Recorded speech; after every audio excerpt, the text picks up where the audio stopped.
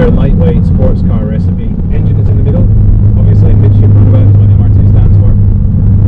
It's about a ton in weight. I don't know the exact figure. I think it might be 975, so it might be under a ton kilograms. 2 seats, hydraulic steering, 6-speed manual gearbox, 3 pedals, and that's about it. Not much else.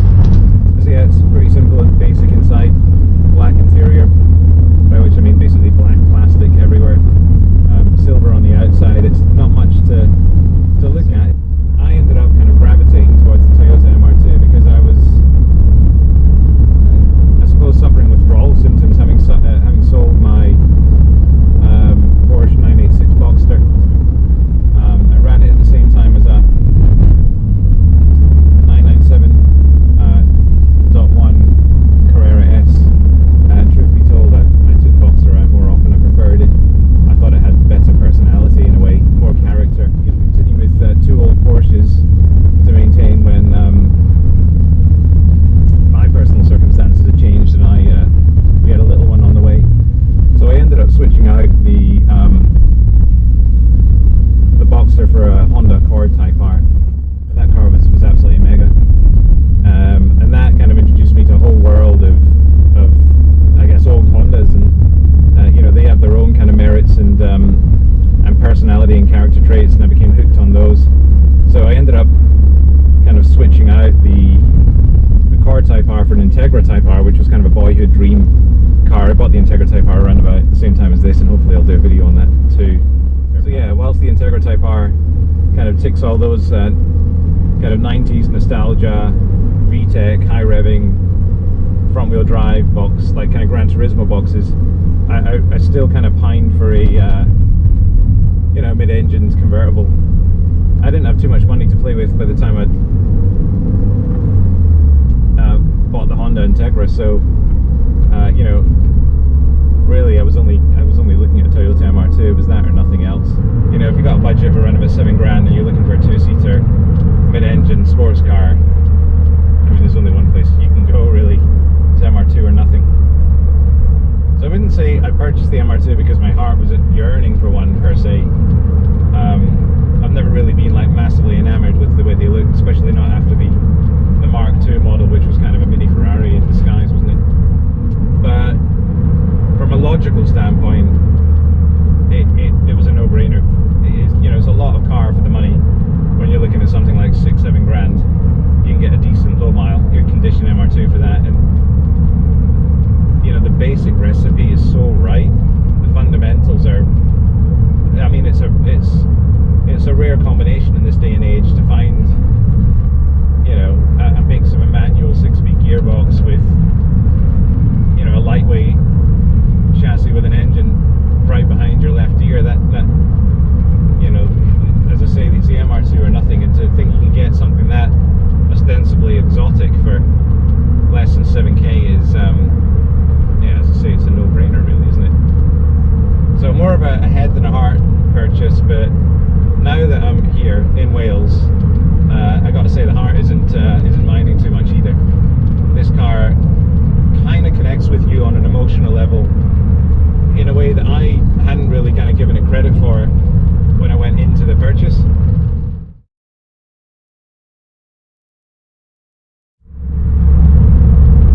So yeah, this car kind of is more expressive and more emotional, if you like, than I anticipated it would be. So the Boxster connected kind of on a visceral level before you'd even turn the key. 3/4 of a mile. And then you turn the engine on, and you had this 3.2 litre V6 kind of growl into life, and it starts burbling away, and you know, it like this kind of throb like permeates the car as it's idling, and yeah, there's just this anticipation before you've even driven the thing. All the controls are heavy when you pull off, so the Boxster felt like something exotic and something expensive to drive. Take the 3rd exit towards Shrewsbury. Obviously connects with, you know, 90s Hondas on an emotional level, if nothing else, purely because of the engine. So yeah, Hondas literally scream for your attention, and you can't ignore them. But this car is different. It doesn't have the kind of exotic sexy shape of a Porsche. It doesn't have the Porsche's kind of opulent leather everywhere. It doesn't have cosseting seats. It doesn't have nice quality plastics. It doesn't have a funky style. It doesn't have a screaming engine.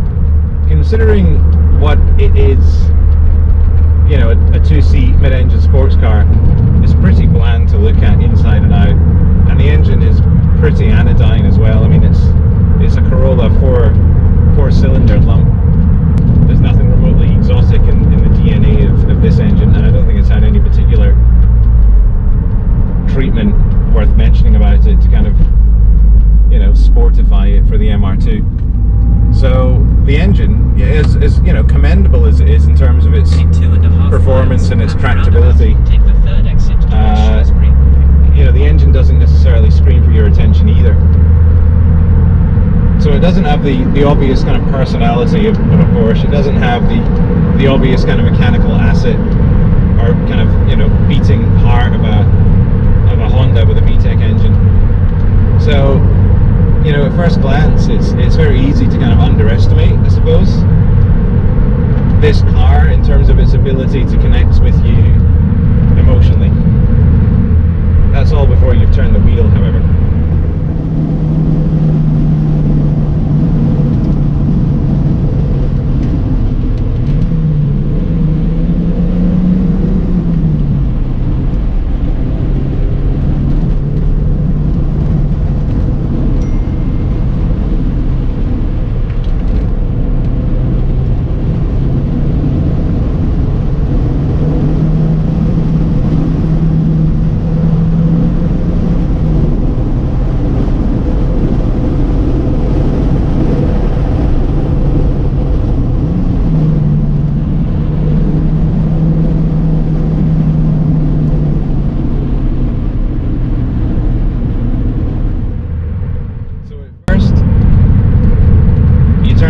You start it off, you head off, and you know it's pretty anticlimactic. There's not much to write home about, but subtly the car starts to kind of win you over. It's almost like it's kind of like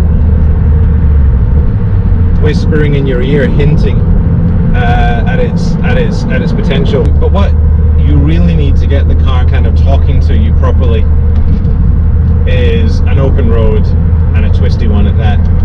There's no point, you know, flooring it and expecting fireworks in a straight line. But if you happen to see a series of S-bends in front of you and the road is empty, you literally can floor it, because the car is, you know, with 134 brake horsepower, it's not going to spit you off the road.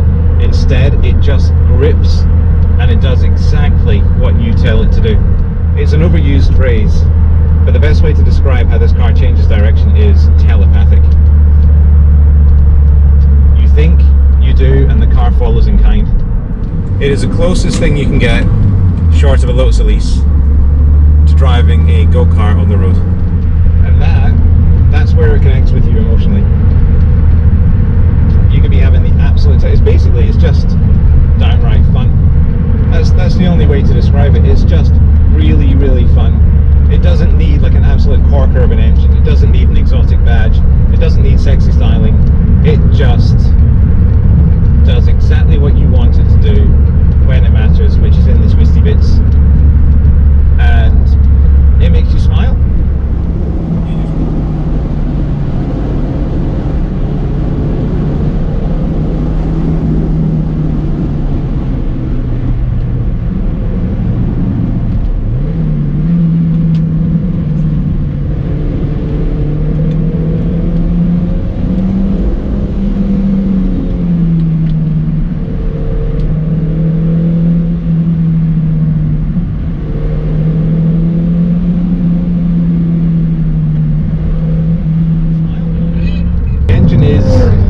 Pretty high up in the chassis relative to, say, you know, a flat six in a Boxster. And whilst that makes it very fun in terms of being able to play with the momentum shifts in the slow corners and the direction changes, it does mean that it is not at its happiest in high-speed sweeping corners. The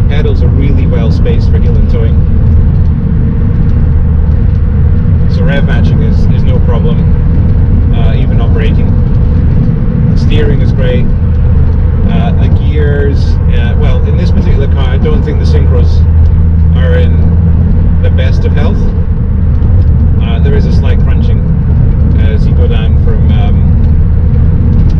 third to second, unless you rev match, and that's particularly at low speeds. And you don't want to be it's not a good look to be rev matching at 8 miles an hour. As you come to a stop towards some traffic lights, going from third to second. But that's what I've got to do in this particular car to avoid the gears crunching. In all other scenarios, whether it's up or down the gears, and particularly in high-speed driving, the gearbox is really, really peachy. It's a distinctive action. It's not, I wouldn't say it's as immediately enjoyable as many of the Honda boxes, but because it's a little bit tougher, there's a little bit more resistance. It's almost like a very slight hint of kind of, BMW resistance, knuckliness. But it feels solid, really, really solid. And I particularly like the fact that there's the throw itself is very short. So when you add that together as a package, well-spaced pedals, a good gearbox, a solid, fun gearbox to work with, telepathic, communicative steering, an agile, responsive chassis, a tractable engine that is strong in the lower rev ranges and equally strong in the higher rev ranges, because it's as I say, it's very linear. Each of the elements of the car in isolation are fantastic, but you add them together and the car is greater than the sum of its considerable parts. And that's how it connects with you on an emotional level. Because when you've got a car that is so complete, so cohesive, so singularly focused on the act of just getting down a twisty road as quickly as possible with the minimum of fuss, you can't help but be kind of wrapped up in that process. You can really apply yourself to the art of driving in this car because there are so few distractions, and it executes the act of driving fast so well, and therein lies the fun of the car. For those reasons, it doesn't need to try too hard by having some kind of party piece of an engine, or by trying to win you over with sexy styling and opulent tactile materials in its interior. If you accept this car for what it is, which is essentially a budget sports car, and instead you purchase this car solely with the act of extracting as much fun from the process of dissecting a challenging road as you possibly can, I guarantee you will not be disappointed.